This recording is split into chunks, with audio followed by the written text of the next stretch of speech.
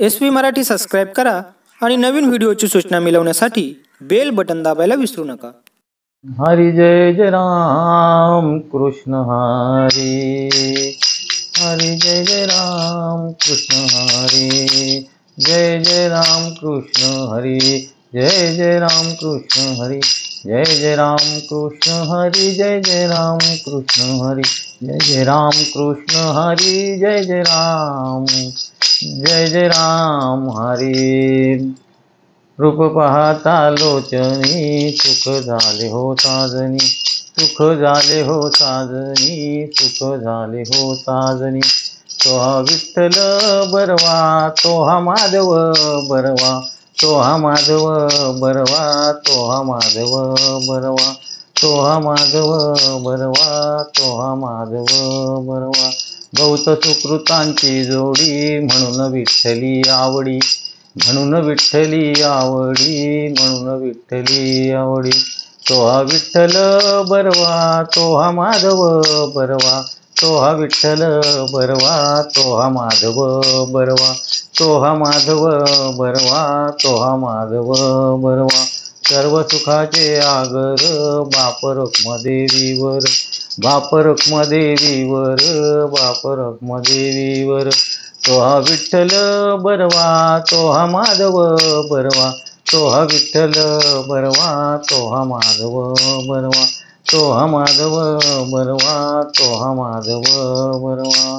हरी काळ सारावा चिंतने, एकांतवासी गंगा स्नाने, हे देवाच्या पूजने प्रदक्षिणा तुळशीच्या, युक्त आहार विहार नेम इंद्रियांचा सार, नसावा बासर निद्रा बहु भाषण, परमार्थ महाधन जोडी देवाचे चरण, व्हावया जतन हे उपाय लाभाचे, देह समर्पिजे देवा भार काहीच न घ्यावा, होईल आघवा तुका म्हणे आनंद।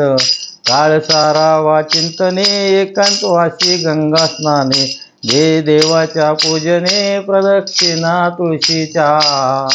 हरी प्रस्तुत या ठिकाणी आजच्या या पुण्य अशा दिवशी प्रवचन रूपी सेवेसाठी घेतलेला जो अभंग आहे, जगद्गुरु जगतवंदनीय संतश्रेष्ठ तुकाराम महाराज यांच्या गाथेतील 4060वा अभंग आपल्या सेवेसाठी घेतलेला आहे। आज कार्तिक महिन्यातील द्वादशीचा दिवस आहे आणि कालचा दिवस जो होता तो कार्तिकी एकादशी म्हणजे पंढरपूरची महावारी होती। आषाढी आणि कार्तिकी ह्या दोन महाएकादशी असतात। आषाढी कार्तिकी पंढरीची वारी, आषाढी कार्तिकी पंढरीची वारी, साधन यावरी आन नाही, आषाढी कार्तिकी पंढरीची वारी, आषाढी कार्तिकी पंढरीची वारी। आषाढी कार्तिकी पंढरीची वारी ह्या दोन महाएकादशी आहेत। मागच्या एकादशी पर जे प्रवचन होतं त्याच्यामध्ये याचं सगळं महत्त्व प्रतिपादन केलेलं होतं। कालचं आषाढी एकादशी या कार्तिकी एकादशी आणि आज जो आहे तो द्वादशीचा दिवस। कार्तिकी एकादशीचा दुसरा दिवस हे एकादशीचं पारणं आजच्या दिवशी सुटत असते आणि कालपासून आपण जर पाहिलं तर म्हणजे एकादशीच्या दिवसापासून आजचं द्वादशी, त्यानंतर त्याच्या पुढचा दिवस, त्याच्या पुढचा दिवस, हे 3 दिवस तुळशी विवाहाचा आहे। तुळशी विवाह हा कालपासून सुरू झाला। तुळशीचा विवाह हा कालपासून सुरू झाला आणि 3 दिवस महाराष्ट्रभर नव्हे भारताभर तुळशी विवाह सुरू असते। तुळशी विवाहाचं महात्म्य सगळ्यात महत्त्वाचं आहे। तुळस खरं म्हणजे हा वृक्ष आहे, पण धार्मिक दृष्टिकोनातून त्याला सर्वात मोठा स्वरूप आहे। तुळशीला वृंदा म्हणतात, तुलसी म्हणतात आणि पवित्र असं वृक्ष आणि पवित्र असं महापुण्य निर्माण करणारं ही तुळस आहे. वारकरी संप्रदायामध्ये तुळशीला फार महत्त्व आहे, कारण भगवान विष्णूने तुळस हे आपल्या जवळ ठेवलेलं आहे. अभंग खरं म्हणजे तुकाराम महाराजांचा एक वेगळ्या प्रकारचा अभंग आहे. 4 मोठ्या चरणाचा अभंग आहे. आपल्याला खरं म्हणजे पहिल्या चरणामध्ये तुकाराम महाराज म्हणतात, काळ सारावा चिंतने. आता काळ सारावा, काळ म्हणजे काय? काळाचे अनेक प्रकार आहे. काळ म्हणजे वेळ, पण अनेक वेळा वेळून काळ निर्माण होतो. काळाचे जर प्रकार जर पाहिले, सुकाळ, दुष्काळ, महाकाळ. पण पवित्र असा काळ कोणता? एकादशीला पवित्र काळ म्हणतात, संक्रांतीला पवित्र असं काळ म्हणतात. त्यानंतर रामनवमी पवित्र काळ आहे, श्रीकृष्ण जयंती पवित्र काळ आहे, नृसिंह जयंती पवित्र काळ आहे. मगाशी सांगितलं मकर संक्रांती पवित्र काळ आहे. या काळामध्ये पवित्र असे व्यवहार मानवाने करायचे असतात, शुद्ध आचरण करायचं असते. मग काळ सारावा चिंतने. आपल्या आयुष्यातील जो काळ आहे, आयुष्य हा क्षणाक्षणाला त्याचं काय होते, क्षणाक्षणाला आपल्या आयुष्यातील पळ, घटका, निमिष हे क्षणाक्षणाला जात असतात. आणि एवढ्यापर्यंत की नासते जाय क्षणाप्रती. आपल्या आयुष्याची वेळ आहे ही क्षणाक्षणाला नासत असते, क्षणाक्षणाला त्याचं नाश होत असतो. परंतु आपलं आयुष्य असंच घालवायचं का? एका सुभाषितकाराने म्हटलेलं आहे, क्षणत्यागे कुतो विद्या, कणत्यागे कुतो धनाम, अधनस्य कुतो मित्र, अमित्रासे कुतो सुखाम. क्षणाचा त्याग केल्यानंतर, क्षणाला आपण जर टाळल्यानंतर, क्षण फुकट घालल्यानंतर, वेळ फुकट घातल्यानंतर, क्षणत्यागे कुतो विद्या, आपल्याला विद्या संपादन करता येणार नाही. बालपणामध्ये, बाल्यावस्थामध्ये आपण शिक्षण घेतलं पाहिजे. मग आपल्या आयुष्यामध्ये समजा आपण असं धरलं की 60-70 वर्षाचं आयुष्य आहे, पण पहिल्या 20-22 वर्षामध्ये, 25 वर्षामध्ये आपण चांगलं शिक्षण घेतलं पाहिजे.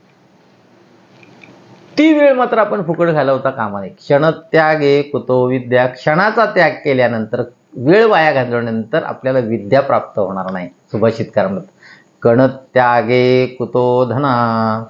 कणाचा त्याग केल्यानंतर, थोड्या थोड्या गोष्टींचा आपण सोडून दिल्यानंतर धनप्राप्ती होणार नाही. आपल्या घरामध्ये धान्याचं पोतं भरलेलं असते, कणगं भरलेलं असते. छोटे छोटे दाण्याचे कण एकत्र आल्यानंतर ते कणगं किंवा पोतं तिथे भरलं जाते. कणत्यागे कुतो धना. कणाचा त्याग केल्यानंतर धन मिळणार नाही. म्हणून आपण पाहतो शेतकरी वर्ग, आपल्या खळ्यावर धान्य असते ते कणाकणाने अगदी आपल्या टोपलीत म्हणा, आपल्या पोत्यात म्हणा, कणगीत म्हणा, नाही कणकणाने वेचत असतात ते आणि आपल्या त्या कणगीमध्ये ठेवत असतात. साठा केला जातो. तेच जर आपण असं म्हणालो का कण बाजूला केला तर ते पोतं रिकामं होत जाईल. अनेक कणांनी ते धान्य भरलेलं असते, पोतं भरलेलं असते. म्हणून क्षणाचा त्याग केल्यानंतर विद्या प्राप्त होणार नाही आणि कणाचा त्याग केल्यानंतर आपल्याला आपलं धान्य साठलं जाणार नाही. कारण मूलद्रव्याचा लहानात लहान कण म्हणजे अणू. अनेक कण कण बनवून आपल्याला त्या वस्तू बनलेल्या असतात. म्हणून कणाचाही त्याग करता कामा नये. कणत्यागे कुतो धना. मग धन जर मिळालं नाही तर काय, आपण अधनवादी बनू. धन मिळणार नाही त्याला म्हणतात अधनवादी. ज्याला धन आहे त्याला म्हणतात धनवादी. अधनस्य कुतो सुखा. आणि मग आपल्याला धनच मिळलं नाही तर आपल्याला सुख मिळणार नाही. आणि सुख मिळलं नाही तर आपल्याला मित्र मिळणार नाहीत. अमित्रासे कुतो सुखा. मग आपल्याला मित्र मिळणार नाहीत आणि मित्र नसतील, जोडीदार नसतील, चांगले जोडीदार नसतील तर आपल्याला सुखाची प्राप्ती होणार नाही. म्हणजे हे एवढं एका कशाने होऊ शकतंय? आपण क्षणाचा त्याग केल्यानंतर, वेळ ही किती व्हॅल्युएबल आहे मौल्यवान आहे, मूल्यवान आहे हे आपल्याला कळता येईल. क्रॉसिंग जर करत असेल, रस्ता ओलांडत असेल, एका क्षणामध्ये जर आपण आलेल्या डाव्या बाजून किंवा उजव्या बाजूच्या वाहनाकडे जर बघितलं नाही रस्ता पार करताना, तर मोठासा अपघात होऊ शकतो. म्हणून क्षणाचा विलंब न करता, क्षण न टाळता त्याचा चांगला सदुपयोग आपण केला पाहिजे. सुभाषितकारांनी जसं म्हटलंय तसं तुकाराम महाराजांनी सर्वांकष असा विचार केलेला आहे. आणि तो कोणता? काळ सारावा चिंतने. आपला जो आयुष्यातील जो काळ आहे तो आपण खर्च करायचा आहे, पण तो कशाने? व्यसनाने नाही, वाईट सवयींनी नाही, वाईट गोष्टींचं साठवण करण्यामध्ये नाही, काहीतरी वेगळं काहीतरी निंदा करण्यामध्ये नाही, तर मग कशामध्ये? चिंतनामध्ये घालवायचं आहे. चिंतेमध्ये नाही. चिंतासे घटे शरीर, चिंतासे घटे चतुराई. उलट चिंता जर केली आपण एखाद्या गोष्टीचं तर आपलं शरीर सुद्धा कमी होतंय आणि आपली चातुर्यपणा आपली कमी होते. म्हणून कोणत्याही गोष्टीचं चिंता करायची नाही, तर चिंतन करणं महत्त्वाचं आहे. आयुष्याचा काळ जर आपल्याला सुखाचा घालवायचा जर असेल तर काळ सारावा चिंतने. चिंतन करायचं आहे. कधीही चांगल्या गोष्टीचं मनन करायचं, चिंतन करायचं. मग हे कुठे जायचं आपण? तर चांगल्या ठिकाणी जायचं आहे.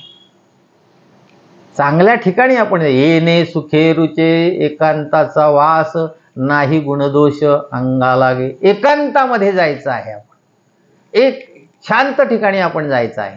आणि त्या शांत ठिकाणी गेल्यानंतर आपल्याला चिंतन करायला खूप मोठे मोठे योगी ऋषीमुनी हे एकांत ठिकाणी गेले आणि ईश्वराच्या नामाचं त्यांनी चिंतन केलं. आणि चिंतन केल्यानंतर मनाची एकाग्रता त्यांची चांगली राहिली आणि एकाग्रता राहिल्यानंतर त्या नामस्मरणाचा आपल्याला चांगला फायदा झाला. आणि म्हणून तुकाराम महाराज म्हणतात काळ सारावा चिंतने. चिंतन करून आपल्या आयुष्याचा उर्वरित भाग. एखादा माणूस रिटायर झाल्यानंतर सेवानिवृत्त असेल आपण त्याला सांगतो आता तुम्ही एकांतामध्ये राहा, तुम्ही आता देवाच्या नामाचं चिंतन करा, तीर्थयात्रेला जा, असं आपण जसं सांगतो. पण तुकाराम महाराज म्हणतात तुम्ही तारुण्यात जरी असले तरी आपल्या आयुष्याचा काळ घालवायचा जर असेल तर चिंतनामध्ये, भगवान परमात्म्याच्या चिंतनामध्ये. मग कोणतंही तुम्हाला जो आवडेल तो भगवंत. कोणी भगवान विष्णूचं नाम घ्या, भगवान रामप्रभूचं घ्या, भगवान श्रीकृष्णाचं घ्या, चांगलं नामस्मरण करा. पण काय करा? काळ सारावा चिंतने. एकांत वास गंगा स्नाने असं म्हटलं. एकांतात जायचं, गंगेवर स्नान करायचं. मग तुम्ही त्र्यंबकला जाऊ शकता, तुम्ही आळंदीला जाऊ शकता, तुम्ही देहूला जाऊ शकता, पंढरपूरला जाऊ शकता, पैठणला जाऊ शकता. आणि मग एकांतामध्ये आपण राहिलं. इथे म्हटलेलंच आहे काळ सारावा चिंतने एकांतवाशी गंगा स्नाने. गंगा स्नान असं म्हटलेलं आहे. गंगाच का? वाचे म्हणता गंगा गंगा, वाचे म्हणता गंगा गंगा, वाचे म्हणता गंगा गंगा, वाचे म्हणता गंगा गंगा. सकळ दोष जाती भंगा, सकळ पापे जाती भंगा, वाचे म्हणता गंगा गंगा, वाचे म्हणता गंगा गंगा. वाचेमध्ये, मुखामध्ये गंगेचं जरी नाव घेतलं. आता तुमच्या गावामध्ये शिवनेरमध्ये कार्तिक स्नान असते. कार्तिक स्नानाबद्दल तुमचा सप्ताह सुद्धा असतो. सकाळच्या वेळी काकडा असतो आणि काकडा झाल्यानंतर काकड्याच्या वेळी नामस्मरण त्यावेळी पहाटेच्या वेळी होते. आणि मग सकाळी विहिरी किंवा नाल्यावर किंवा नदीवर जाऊन स्नान करायचं असते. तिकडनं आल्यावर काकडा करायचा असतो. वाचे म्हणता गंगा गंगा, सकळ दोष जाती भंगा. किंवा वाचे म्हणता गंगा गंगा, सकळ पापे जाती भंगा. गंगेच्या ठिकाणी दोष घालवण्याची प्रक्रिया आहे. स्नान केल्यानंतर दोष आपल्या जे अंतःकरणामध्ये आपल्या मनामध्ये दोष असतील ते निघून जातात. आणि म्हणून आपण जर आपल्या आयुष्याचा काळ जर घालवायचा असेल तो चांगल्या गोष्टीने घालवायचा. एकांतवासी गंगा स्नाने, गंगेच्या ठिकाणी आपण, गंगा ज्या ठिकाणी आहे त्या ठिकाणी वास केला पाहिजे. एकांतामध्ये वास, वास म्हणजे राहिले. वास द्यावा पंढरीचा सदासंग हरिदासांचा, सदासंग हरिदासांचा, वास द्यावा पंढरीचा, वास द्यावा पंढरीचा, सदासंग हरिदासांचा, वास द्यावा पंढरीचा. जन्म हो का भलते याती, परिमीन चुके हरिभक्ती. माझा जन्म कोणत्याही जातीतील जरी झाला तर मी आळंदीला जाईल, पंढरपूरला जाईल. वास द्यावा पंढरीचा, सदासंग हरिदासांचा. भगवंताचे भक्त आहेत, साधुसंत आहेत, ऋषीमुनी आहेत, त्यांच्या संगतीमध्ये आपण राहिलं पाहिजे. गंगेच्या ठिकाणी पवित्रता आहे, पावित्र्यपणा आहे, तिथे आपले दोष नाहीसे होतात, त्या ठिकाणी आपण गेलं पाहिजे. एकांतवासी गंगा स्नाने, तिथे आपण जाऊन राहिलं पाहिजे. देवाच्या पूजेने, तिथे गेल्यानंतर नुसतं बसायचं नाही. ज्या ठिकाणी गंगा आहे त्या ठिकाणी काय असते? देवाचं मंदिर असते, भगवंताचं मंदिर असते. आपण काशीला जर गेलो तर तिथे भगवान महादेवाचं तिथे काय आहे? ज्योतिर्लिंग आहे, मंदिर आहे तिथे. मग तिथे देवाचं आपण पूजन करायचं, नवविध भक्ती करायची. श्रवणम कीर्तनम स्मरणम विष्णू स्मरणम पादसेवनम अर्चनम वंदनम दास्यम सख्यम आत्मनिवेदनम. नव प्रकारची जी भक्ती आहे, ती नव प्रकारची नवविध जी भक्ती आहे, ती भक्ती आपण काय करायची? त्या भक्तीचं नाही आपण देवाचं नामस्मरण करायचं. एकांतवासी गंगा स्नाने, देवाच्या पूजेने, देवाची पूजा करायची.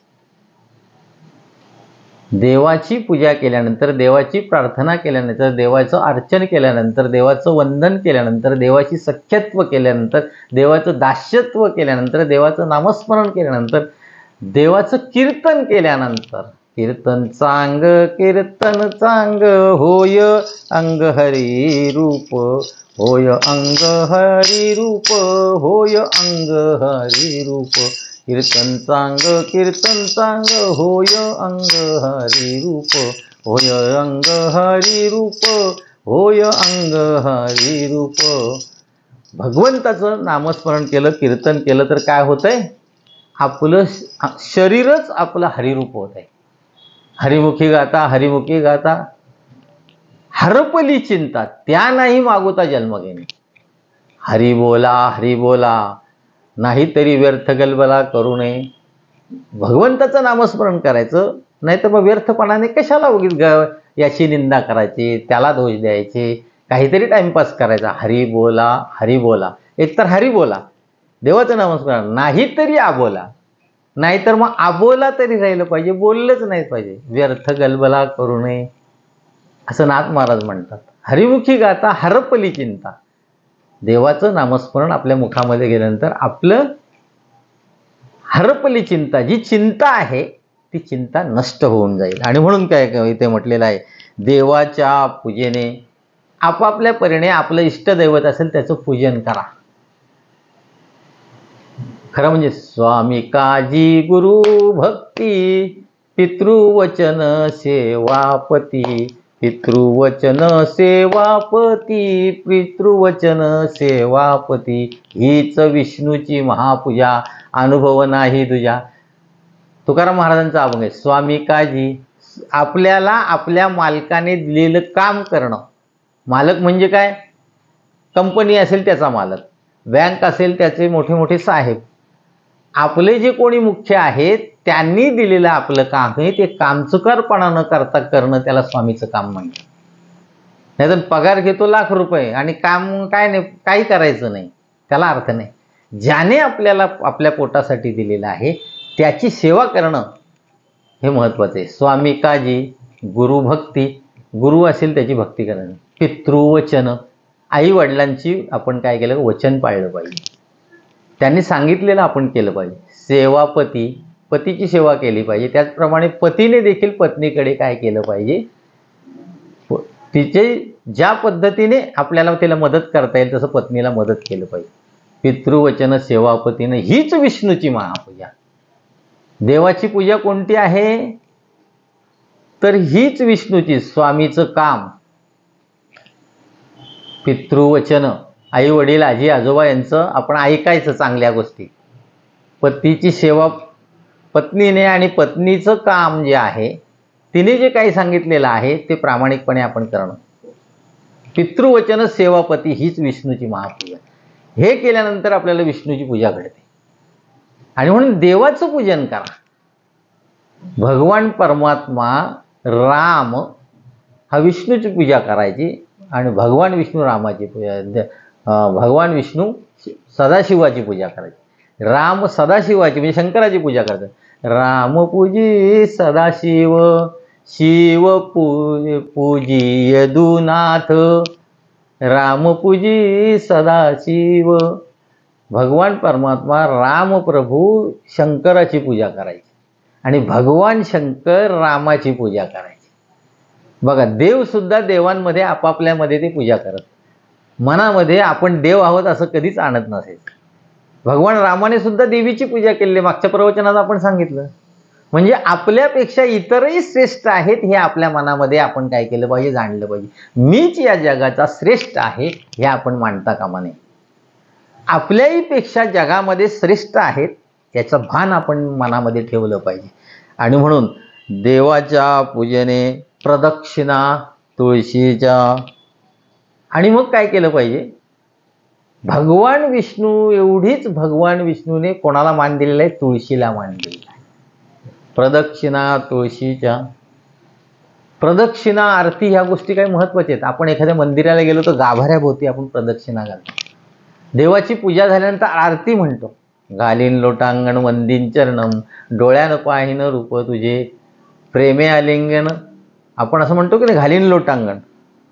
म्हणजे आपण पूजा झाल्यानंतर आपण देवाला काय करतो, आरती करतो.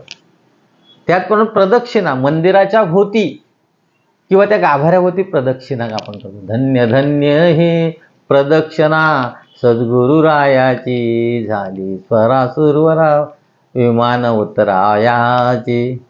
प्रदक्षिणा करुणी देव भावे ओवाळे. भावे राहिला. देवाची प्रदक्षिणा केली पाहिजे, गुरुची प्रदक्षिणा केली पाहिजे, आई वडिलांची प्रदक्षिणा केली पाहिजे. पुराणामध्ये कितीतरी कथा आलेली आहे. गणपती आणि कार्तिक स्वामी यांना सांगितलं, तुमच्यापैकी दोघांमध्ये कोण बरं पुढे पृथ्वीला प्रदक्षिणा घालून लवकर येईल. कार्तिक स्वामी हा मयुरावर बसलेला होता, मोरावर बसलेला होता. आणि गणपती हा उंदरावर बसलेला होता. कार्तिक स्वामी आणि याने सांगितलं त्यांनी, भगवान शंकराने. ते नारद सुद्धा तिथे होते, कैलासावर बसले होते. मग झाली, त्यांनी सांगला 1 2 3, दोघेही निघाले पृथ्वीला प्रदक्षिणा घालायला. कार्तिक स्वामी मयुरावर गेला, वेग सुद्धा अधिक, झटकन पृथ्वीला प्रदक्षिणा घातली आणि भगवान शंकराला येऊन नमस्कार करायचं थोड्या अंतरावर असताना. आणि गणपती मात्र बुद्धीची देवता. तो प्रदक्षिणेला न करता पटकन तो येतो समोरून, तर लगेच शिवपार्वतीला, शंकर पार्वतीला त्यांनी प्रदक्षिणा घातली आणि येऊन नमस्कार केला आणि सांगितलं, आता न्याय द्या, कोणी प्रदक्षिणा घातली. मग त्याप्रमाणे न्याय दिला. नारदही बसले होते. आई वडिलांना प्रदक्षिणा घातल्यानंतर ती पृथ्वीची प्रदक्षिणा होते. मग याच्यात विजय गणपतीचा दिला. म्हणून प्रदक्षिणा, मग गुरुला प्रदक्षिणा घाला, मंदिराला प्रदक्षिणा घाला. प्रदक्षिणा घातल्यानंतर आपलं त्याच्यावर भक्ती निर्माण होते. आणि म्हणून आरतीला ज्यावेळी आपण होतो, घालीन लोटांगणला सुरुवात झाली का आपण 1 राऊंड गोल असं फिरतो. आरती झाल्यानंतर ज्यावेळी हे होते, लोटांगण घालण्याचं, लोटांगण घालीन महाद्वारी. नामदेव महाराज म्हणतात, मी महाद्वारामध्ये लोटांगण घालून भक्ती करणं हे सगळ्यात महत्त्वाचं आहे. आणि हे सगळं झाल्यानंतर, देवाची पूजा झाल्यानंतर तुळशीला प्रदक्षिणा घातल्याशिवाय देवाची पूजा ही पूर्णत्वास येत नाही. मग याबद्दल सुद्धा कथा आलेली आहे. भागवत पुराण आणि शिवपुराणामध्ये कथा आलेली आहे. की आजचं जो तुळशी कालपासून तुळशी विवाहाला जी सुरुवात झाली, तर तुळशी विवाहच का? तर भगवान शंकराने तेज निर्माण होतं आणि त्या तेजाचा काही भाग समुद्रात फेकला आणि त्याचं जालंधर नावाचा राक्षस बनला. तो भगवान शंकराच्या तेजानेच बनलेला होता. बालक होता, दिसायलाही सुंदर होता, पण पुढे मोठ्या झाल्यानंतर तो एवढा पराक्रमी झाला, पण त्याच्यामध्ये दुर्गुण निर्माण झाले आणि तो दैत्य झाला, उन्मत्त झाला. आणि त्याचं मोठा झाल्यानंतर त्याला लग्न करण्याची वेळ आली, तर मग त्याला कालनेमी नावाचा राक्षस, त्याची कन्या जी वृंदा होती तिच्याशी विवाह झाला. परंतु हा लग्न झाल्यानंतर तो एवढा उन्मत्त झाला की सगळ्यांना त्रास द्यायला लागला. आता ही त्याची पत्नी ही वृंदा ही विष्णू भक्त होती. भगवान विष्णूला हे सगळं माहीत होतं हे सगळं, तर त्याची वृंदा ही विष्णू भक्त होती. पण हा मात्र राक्षस एवढा मातला होता. तर त्याची भक्ती कशी होती? पाहे पा भक्तीच्या आथिलेपणे, दैत्य देवे आणले उणे, माझे नृसिंहत्वलेने जयाचे महिमे. ज्ञानेश्वरीमध्ये म्हटलंय, देव लोकांनी अशा प्रकारे भगवंताची भक्ती केली तर ते देवांपेक्षा या राक्षसांनी एवढी भक्ती केली तर देवांपेक्षा ते श्रेष्ठ ठरले. पाहे पा भक्तीच्या आथिलेपणे 9व्या अध्यायामध्ये ज्ञानेश्वरीमध्ये, दैत्य देवे आणले उणे, माझे नृसिंहत्वलेने जयाचे महिमे. माझा नरसिंहाचा अवतार हा अशाच प्रकारे झाला. ते कोणाला? भक्त प्रल्हादाचं रक्षण करण्यासाठी झाला. कारण हिरण्यकश्यपू हा माजलेला होता, त्याने एवढी तपश्चर्या केली होती आणि तपश्चर्याच्या जोरावर त्याने देवांना वश करून घेतलं होतं. पण वश केल्यानंतर तो उन्मत्त झाला आणि लोकांना त्रास दिला. त्याचप्रमाणे इथे हा राक्षस जालंधर एवढा उन्मत्त झाला, पण त्याची पत्नी मात्र वृंदा ही विष्णू भक्त होती. सगळ्या देवांनी त्याच्या विष्णूकडे ताकणले, हे असं का? पण भगवान विष्णू म्हणाला, करणार काय, त्याची पत्नी ही विष्णू भक्त आहे. पण म्हणतात हा लोकांना त्रास देतो, ऋषीमुनींना त्रास देतो, साधू संतांना त्रास देतो. शेवटी कोणतीही गोष्ट जगाला त्रास द्यायची असेल, अधर्म जर माजला असेल तर धर्माने नीती केली पाहिजे आणि अधर्माचा नाश केला पाहिजे, तरच धर्माचा विजय होईल. साधूचा मान गिवशी, दैत्याशी कुळे नाशी, धर्माशी नीतीशी सेज करी, अशी ओवी एक ज्ञानेश्वरीमध्ये आलेली आहे. अवतार केव्हा घेतात? की साधूचा मान गिवशी. भगवान परमात्मा साधूचा मान ठेवतो. साधूचा मान गिवशी, दैत्यांची कुळे नाशी. दैत्य लोकांची जी कुळे आहेत, दैत्य लोकांना नाश करण्याचं काम हा भगवंताचं आहे. धर्माशी नीतीशी सेज, दैत्यांचा नाश झाला तर धर्म त्या ठिकाणी रक्षण होत आहे. आणि म्हणून आता वृंदा जरी भक्त असली भगवान विष्णूची, पण शेवटी हा जालंधर लोकांना त्रास देत होता. मग झालं काय? विष्णू तयार झाला, पण त्याने सांगितलं तुम्ही एक काम करा, हा जालंधर आता माजलेला आहे. मग याने काय केलं? भगवान विष्णूने स्वतः जालंधराचं रूप घेतलं. ह्या वृंदेने असं सांगितलं होतं का तुम्ही युद्धाला चाललेलेत, तुम्ही येत नाही तोपर्यंत मी उपासना सोडणार नाही. आता हा गेला तिकडे साधू संतांना, ऋषीमुनींना त्रास द्यायला, देवांना त्रास द्यायला. आता मग त्या जालंधराचा विजयच होत होता. मग देव लोकांनी सांगितलं काहीतरी करा, पण त्याने सांगितलं ती विष्णू भक्त आहे, माझी भक्त आहे, काय करणार? तो नाईलाज आहे, तुम्ही करा, नाहीतर हा आमचा नाश करेल. मग शेवटी जालंधराचं रूप घेऊन वृंदेकडे भगवान विष्णू आले. वृंदेला वाटले की आपले पतीच आले, म्हणून ती लगेच सामोरे त्याला गेली आणि भगवान विष्णूचं दर्शन घ्यायला गेल्याबरोबर त्याच्या पावलाला स्पर्श केल्याबरोबर विष्णू प्रगट झाले. तिने ओळखलं का इथे काहीतरी आहे. मग तिने सांगितलं का देवा तू असं का केलं?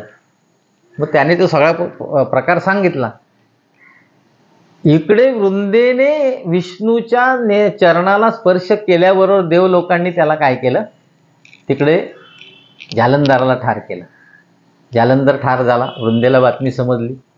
मग जालंधराची जेव्हा चिता पेटली,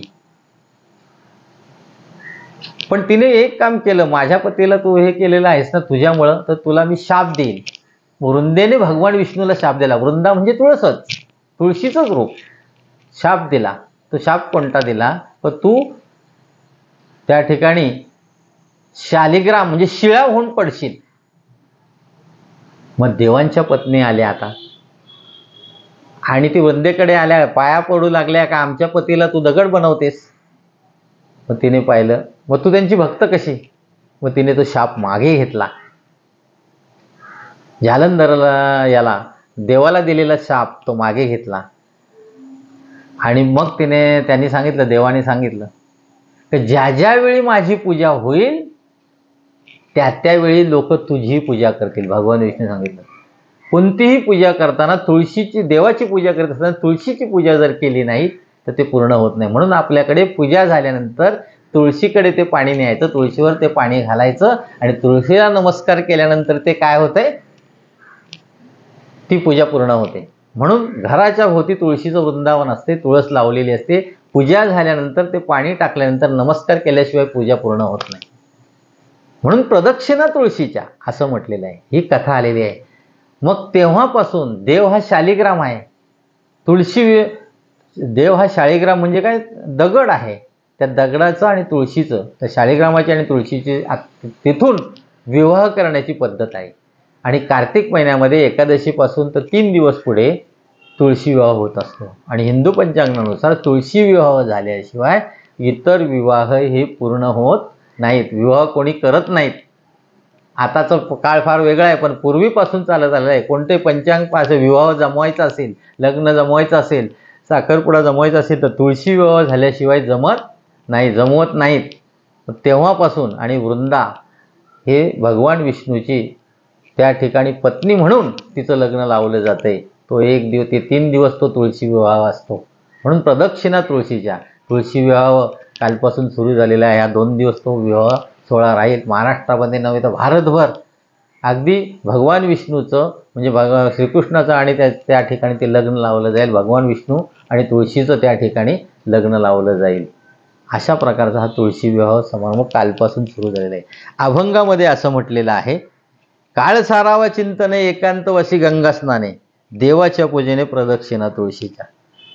अशा प्रकारे तुळशीची प्रदक्षिणा का करायची, पूजा झाल्यानंतर तुळशीची प्रदक्षिणा करणं हे सगळ्यात महत्त्वाचं आहे. आणि तुळशीला दिलेलं भगवान विष्णूने ते एक वचन आहे. जरी राक्षस कुळामध्ये जन्म झालेला होता तरी सात्विकपणाच्या दृष्टिकोनातून तुळशी, वृंदा ही तुळस या नावाने पुढे कलियुगामध्ये प्रसिद्ध झालेली आहे. अभंगाच्या म्हणून तुळशी विवाहाला महत्त्व आहे.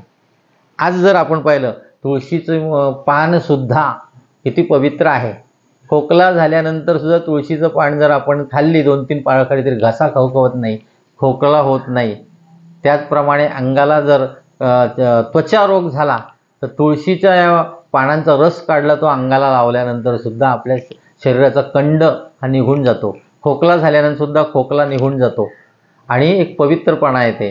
तुळशीची माळ जर आपल्या गळ्यात घातली तर पवित्रपणा आपल्या शरीराला, आपल्या मनाला, आपल्या बुद्धीला, आपल्या हातून केलेल्या कार्याला पवित्रपणा येत असतो. म्हणून तुळशीला महत्त्व आहे. आणि तुळस घेऊन वारकरी भगिनी डोक्यावर तुळस घेतात आणि पंढरपूरला, आळंदीला, त्र्यंबकला तीर्थाच्या ठिकाणी तुळशी वृंदावन छोटंसं घेतात. तुळस लावलेली असते आणि त्या भगिनी तुळस वृंदावन घेऊन यात्रेला, वारीला, दिंडीमध्ये जात असतात. हे सगळ्यात महत्त्वाचं आहे. आणि म्हणून अभंग तुकाराम महाराजांचं असं आहे की तुळशीचं महत्त्व या ठिकाणी दिलेलं आहे. पुढे त्या अभंगामध्ये युक्ताहार विहार नेम इंद्रियांचा सार, आपला आहार हा चांगल्या प्रकारचा असावा. पुढचं म्हणजे अभंगाचं पुढचं चरण आहे ते नेम इंद्रियांचं सार. इंद्रिया हे नियमाप्रमाणे वागली पाहिजेत, आपण वागवली पाहिजेत. सार काय आणि आसार काय आपण ठरवलं पाहिजे. आहारामध्ये सार गोष्टी म्हणजे चांगल्या गोष्टी घ्यायच्या आहेत. मग कोणी ताक पित असेल, दही पित असेल, दूध पित असेल, या सारवर्धक गोष्टी आहेत. तूप पित असेल, या साराच्या गोष्टी. सार म्हणजे चांगली गोष्ट. सार आसार आसार गोष्टी बाजूला करायच्या आहेत आणि सार गोष्टी आपण शरीराच्या हिताच्या दृष्टीने युक्त आहार विहार, योग्य आहार विहार हा आपण केला पाहिजे. चांगला सात्विक आहार आपण घेतला पाहिजे. गीतेमध्ये म्हटलंय, ज्ञानेश्वरीमध्ये म्हटलंय, सात्विक आहार आपण घेतल्यानंतर सात्विक विचार आपल्याला येतील. युक्त आहार विहार. विहार म्हणजे फिरणं. फिरायला सुद्धा चांगल्या ठिकाणी गेलं पाहिजे. पवित्र नद्या असतात त्या ठिकाणी गेलं पाहिजे. पवित्र मंदिरं असतात त्या ठिकाणी आपण गेलं पाहिजे. नेम इंद्रियांचा सहज नित्य नेम नामी ते प्राणी दुर्लभ. आपलं जे नित्यनेम आहे ते नियमाप्रमाणे आपण केलं पाहिजे. प्राणी दुर्लभ असतात. कोणते प्राणी दुर्लभ असतात? जे नियमाप्रमाणे वागतात. ते नियमाप्रमाणे वागतात. ते ब्रह्मपहाराला पहाटे उठल्यानंतर, व शुचिरभूत झाल्यानंतर, देवाची पूजा केल्यानंतर, काकडा केल्यानंतर, देवाची पूजा केल्यानंतर आपल्याला चांगले विचार निर्माण होतील. नसावी भाषण निद्रा बहु भाषण. बहुत निद्रा नसावी. आहार जास्ती नसावा.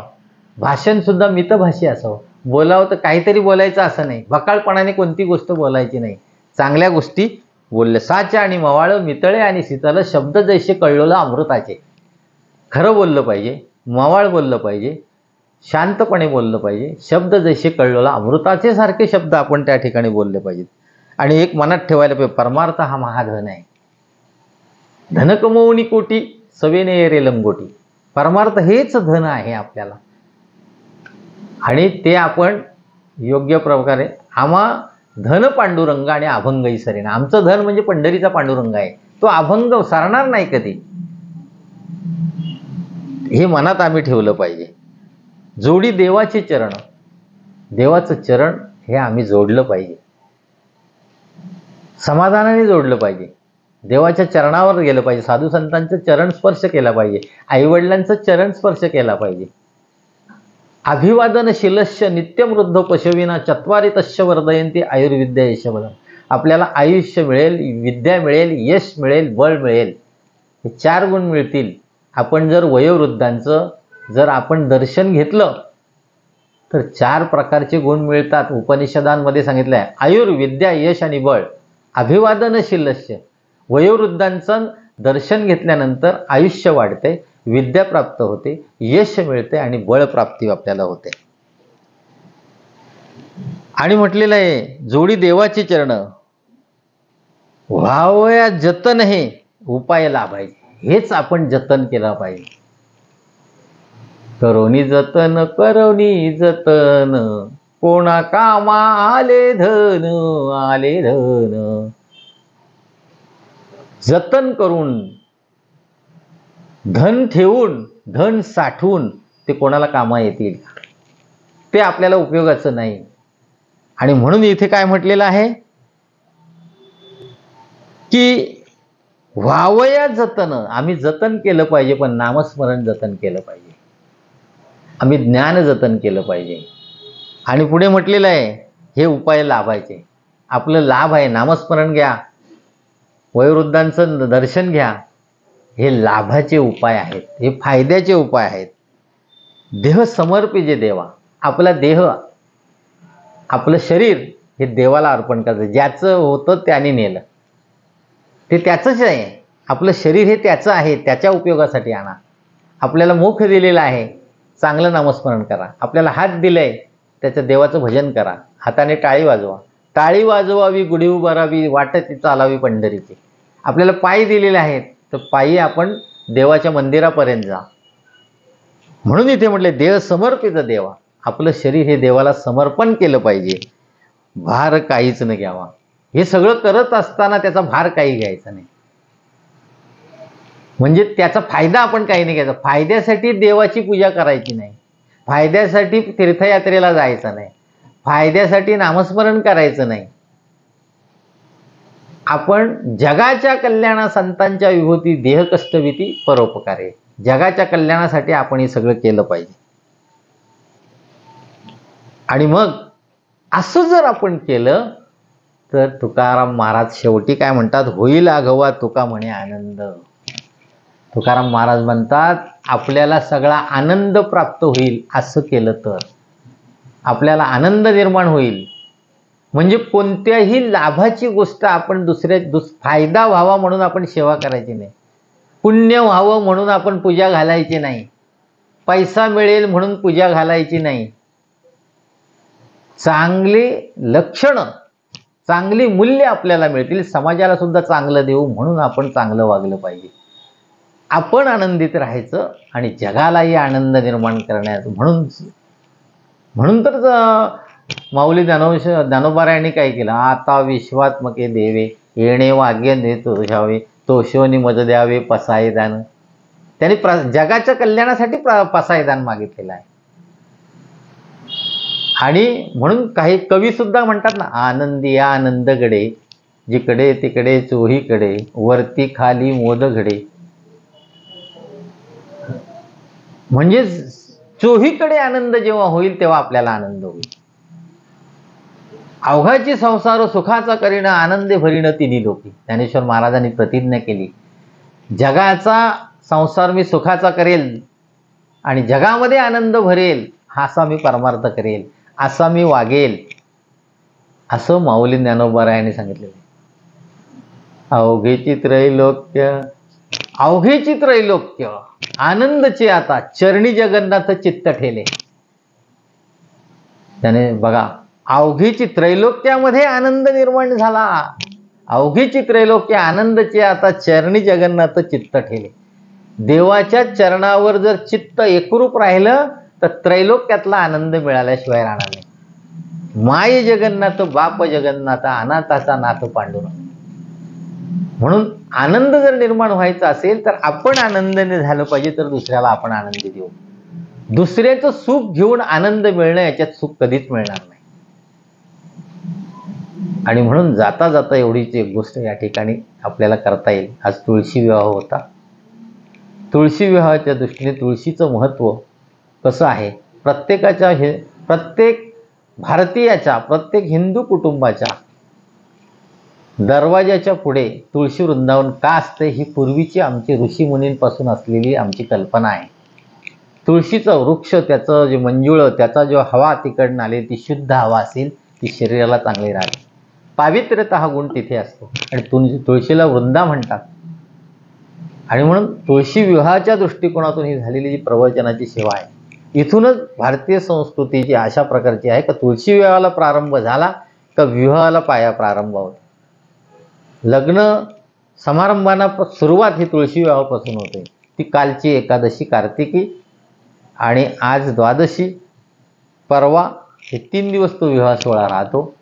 भगवान विष्णू आणि तुळशीचा विवाह हे एक आनंददायक गोष्ट आहे आपल्या संस्कृतीमध्ये. जाता जाता एवढंच म्हणेल, या अभंगामध्ये खूप सुंदर सांगितलेलं आहे. आपल्यासाठी आपण जगाचा फायदा घेता कामा नये, आपला फायदा जगाला व्हायला पाहिजे, यासाठीच साधू संतांनी ज्ञानाची निर्मिती केलेली आहे. जाता जाता एवढंच म्हणेल, आज तुळशी विवाह आहे आणि तुळशी विवाहाच्या वेळी, तुळशी विवाहाच्या निमित्तानं ही प्रवचनरूपी सेवा जी आहे, ही भगवान विष्णूच्या, भगवान पांडुरंगाच्या चरणी नतमस्तक होऊन ती सेवा तिथेच आपण समर्पित करूया आणि या सेवा या ठिकाणी संपूया. विठ्ठल विठ्ठल विठ्ठल विठ्ठल विठ्ठल विठ्ठल. पुंडलिक वरदे हरिविठ्ठल. श्री ज्ञानदेव तुकाराम पंढरीनाथ भगवान की जय. माऊली ज्ञानेश्वर महाराज की जय. जगद्गुरु तुकाराम महाराज.